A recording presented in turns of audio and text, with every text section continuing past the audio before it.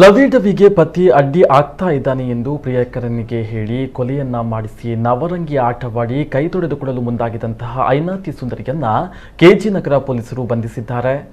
ರಂಜಿತಾ ಬಂಧಿತ ಆರೋಪಿ.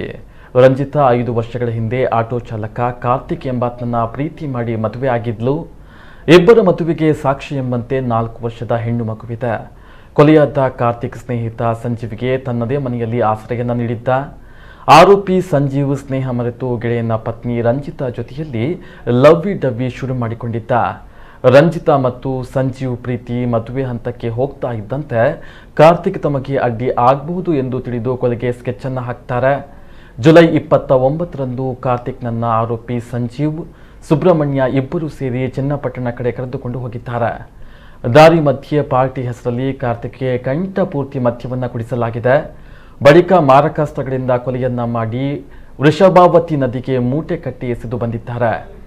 ಕೊಲೆಯ ಬಳಿಕ ಪತ್ನಿ ರಂಜಿತನನ್ನ ಪತಿ ಕಾರ್ತಿಕ್ ಮಿಸ್ಸಿಂಗ್ ಆಗಿದ್ದಾರೆ ಎಂದು ಕೆಂಪೇಗೌಡ ನಗರ ಪೊಲೀಸ್ ಠಾಣೆಯಲ್ಲಿ ದೂರನ್ನ ನೀಡಿದ್ದಾಳೆ. ಪೊಲೀಸರು ರಂಜಿತಳ ಬಗ್ಗೆ ಅನುಮಾನ ಬಂದು ತನಿಖೆಗೆ ಒಳಪಡಿಸಿದ್ದಾರೆ. ಆಗ ಕೊಲೆಯ ರಹಸ್ಯ ಬಯಲಾಗಿದೆ. ಸದ್ಯ ಘಟನೆಯ ಸಂಬಂಧ ಕೊಲೆಯಾದ ಕಾರ್ತಿಕ್ ಪತ್ನಿ ರಂಜಿತಾ, ಪ್ರಿಯಕರ್ ಸಂಜೀವ್, ಸುಬ್ರಹ್ಮಣ್ಯ ಮೂವರನ್ನ ಬಂಧಿಸಿ ಪೊಲೀಸರು ಜೈಲಿಗೆ ಕಳುಹಿಸಿದ್ದಾರೆ.